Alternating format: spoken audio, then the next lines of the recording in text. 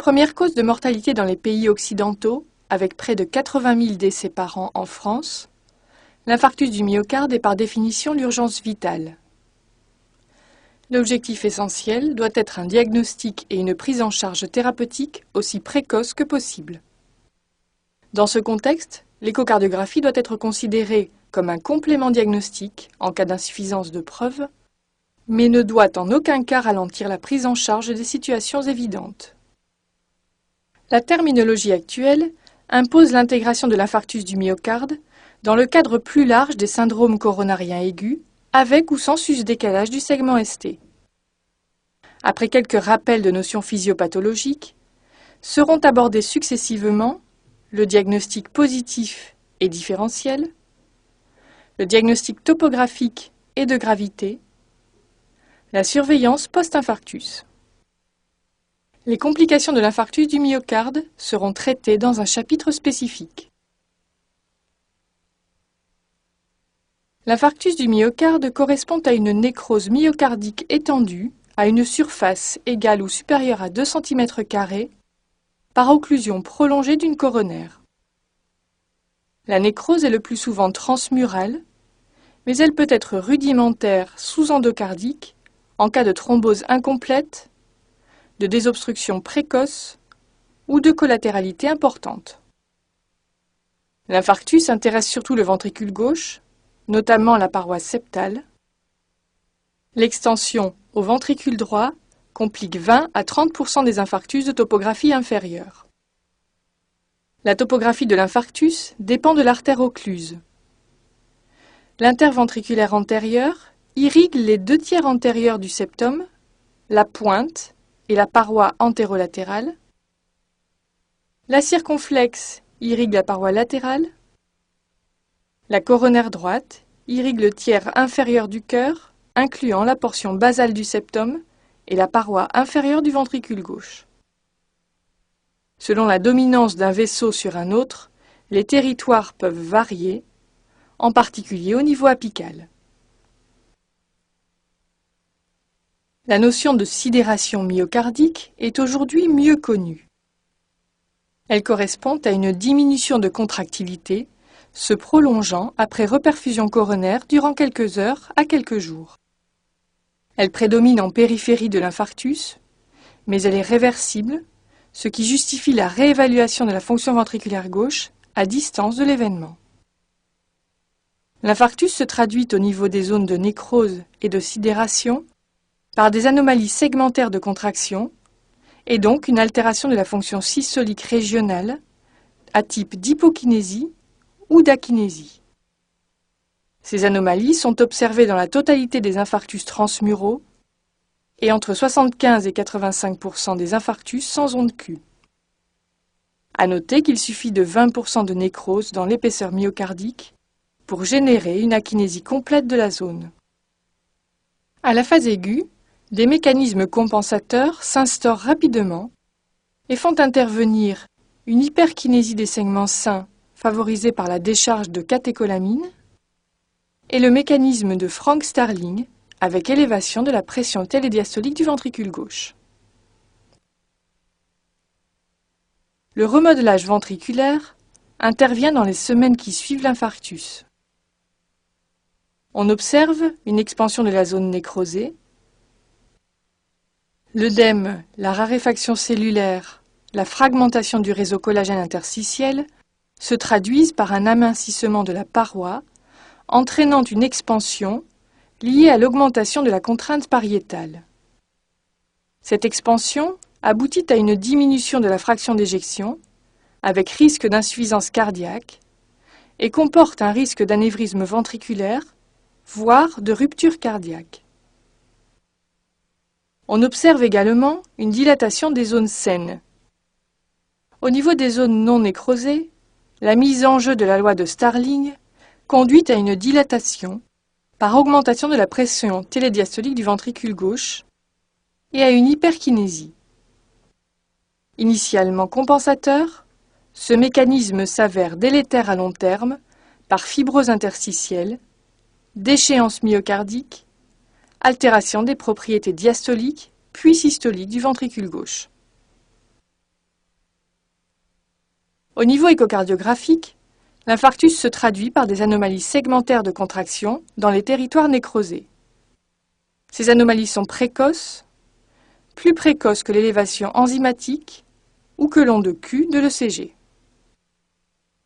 On retrouve une zone d'akinésie définie par l'absence d'épaississement de la paroi et de mouvement de l'endocarde. À cette phase aiguë, la paroi est classiquement d'épaisseur normale. Les anomalies segmentaires de contraction contrastent avec l'hyperkinésie réactionnelle des autres parois liée à la décharge des catécholamines. La mise en évidence d'anomalies segmentaires de contraction à distance de la zone infarcie évoque une atteinte pluritronculaire. Face à un syndrome douloureux thoracique prolongé, l'échocardiographie transthoracique possède une place non négligeable dans le diagnostic différentiel en l'orientant vers une péricardite avec la visualisation d'un épanchement péricardique. Cependant, ce dernier peut être observé comme complication de l'infarctus. Une myocardite, avec ici un contexte clinique infectieux suspect et une atteinte myocardique diffuse, bien que des formes focales soient également décrites. Une dissection aortique, une embolie pulmonaire, un syndrome de Takotsubo, caractérisé par une ballonisation apicale transitoire du ventricule gauche en l'absence de sténose significative des artères coronaires, dans un contexte de stress aigu physique ou psychologique. Enfin, on se méfiera d'une cinétique septale paradoxale, observée en cas de bloc de branche gauche, de syndrome de Wolff-Parkinson-White, de stimulateur cardiaque et autres causes de surcharge ventriculaire droite. Le diagnostic topographique de l'infarctus nécessite un examen échocardiographique soigneux et standardisé. Les multiples incidences sont complémentaires pour une analyse segmentaire de la cinétique du ventricule gauche. Incidence parasternale, coupe grand axe et petit axe. Incidence apicale, coupe 4 cavités, 3 cavités, 2 cavités. Incidence sous-costale, coupe grand axe et petit axe. Soulignons l'intérêt de l'incidence apicale qui permet de tourner autour du ventricule gauche et d'analyser les différentes parois. La topographie des anomalies segmentaires de contraction correspond assez bien à la localisation de l'infarctus à l'électrocardiogramme. L'infarctus antéro-septo-apical, coupe parasternale grand axe et petit axe, coupe apicale 4, 3 et 2 cavités. L'infarctus latéral, coupe parasternale petit axe, coupe apicale 4 cavités, coupe sous-costale grand axe. L'infarctus inférieur, coupe parasternale petit axe, coupe apicale 2 cavités, permettant l'exploration de la région du muscle papillaire postéromédian. 24% des infarctus inférolatéraux se compliquent d'une atteinte ventriculaire droite. Il est donc important de la rechercher, d'autant plus qu'il existe des signes cliniques ou électrocardiographiques compatibles avec le diagnostic. L'atteinte du ventricule droit reste dans 80% des cas localisée à la paroi diaphragmatique.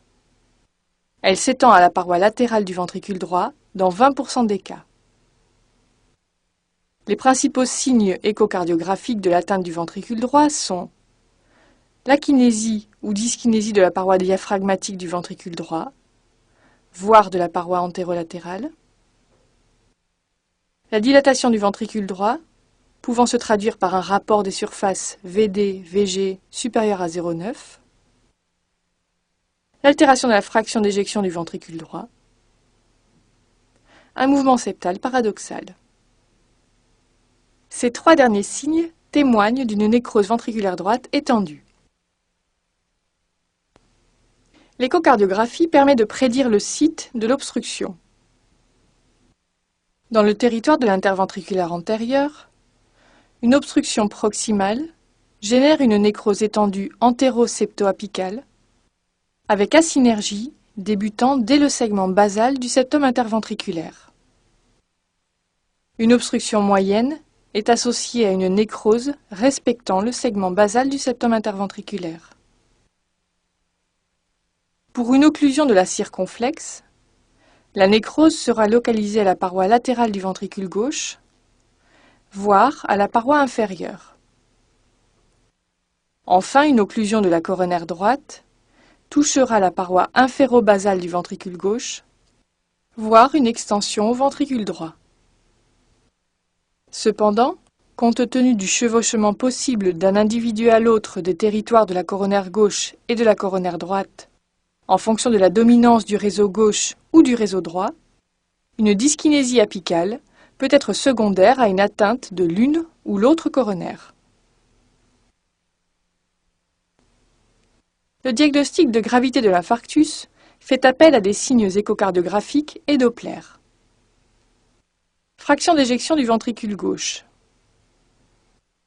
En matière de cardiopathie ischémique, l'étude de la fraction d'éjection du ventricule gauche nécessite l'utilisation de la méthode de Simpson-Biplan en incidence apicale sur les vues 4 et 2 cavités.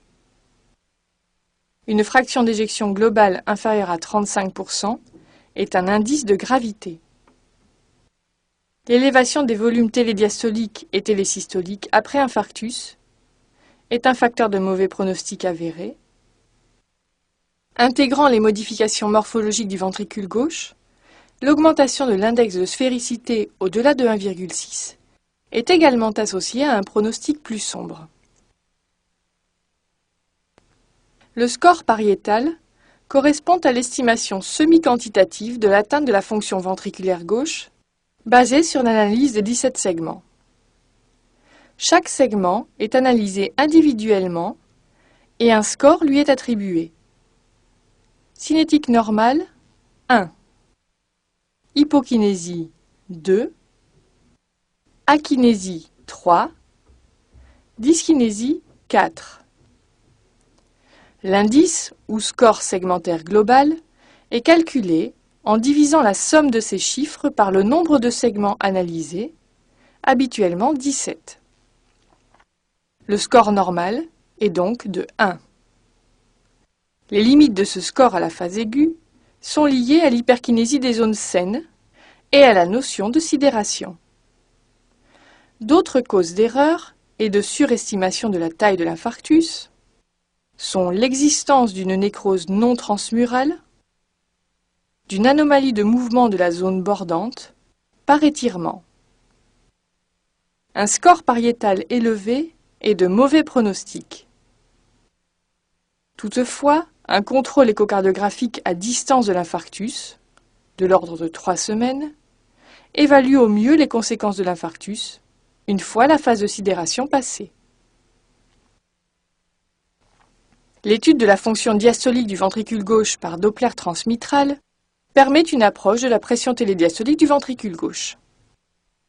La mise en évidence d'un flux transmitral de type restrictif-constrictif signe une PTD-VG supérieure ou égale à 25 mm de mercure, qui est de mauvais pronostic. La présence d'une insuffisance mitrale est également un critère de mauvais pronostic, dès que la surface de l'orifice régurgitant dépasse 20 mm². Enfin, l'indice de Tay a également été proposé comme facteur pronostic dans l'infarctus du myocarde. En cas d'infarctus du ventricule droit, l'analyse des flux tricuspides et pulmonaires et de la veine cave inférieure ne sont pas à négliger. Au niveau du flux tricuspidien, un flux antérograde de type restrictif témoigne d'une augmentation de la pression télédiastolique du ventricule droit. L'insuffisance tricuspide permet d'évaluer la pression artérielle pulmonaire systolique, qui est le plus souvent normale. Au niveau du flux pulmonaire, la mise en évidence sur le flux d'insuffisance pulmonaire d'un aspect de deep plateau est en faveur d'une élévation de la pression télédiastolique du ventricule droit. Au niveau du flux de la veine cave inférieure, l'aspect en W avec reflux dans la veine cave inférieure en télésystole et pendant la diastasis témoigne de la restriction. Enfin, il faudra prendre en compte dans le pronostic le degré des lésions coronaires et d'ischémie résiduelle, ainsi que la notion de myocarde viable dysfonctionnant. Nous avons déjà souligné l'importance de l'évaluation itérative de la fonction ventriculaire gauche globale et régionale, du fait des phénomènes dynamiques de sidération, de remodelage et du rôle des thérapeutiques modernes sur ces phénomènes. À distance de l'infarctus, la zone d'expansion tend à se rétracter. L'infarctus transmural cicatrisé se traduit par un amincissement pariétal avec akinésie ou dyskinésie. Ainsi, il est préconisé une réévaluation échocardiographique en phase subaiguë 2 mois après l'infarctus, afin d'estimer l'importance des dégâts myocardiques et en distinguant une akinésie partiellement réversible signant une zone sidérée d'un amincissement accompagné d'une plaque fibreuse. À noter qu'une contraction pariétale normale peut coexister avec une séquelle d'infarctus électrique dans cette période subaiguë, généralement due à un infarctus non transmural, peu étendu. L'échocardiographie est un examen précieux à la phase aiguë de l'infarctus du myocarde. Facile à mettre en œuvre à toute heure du jour et de la nuit au lit du malade. Utile au diagnostic et au pronostic dès la phase aiguë, l'échocardiographie Doppler peut être répétée facilement, en particulier en cas de détérioration brutale du tableau clinique.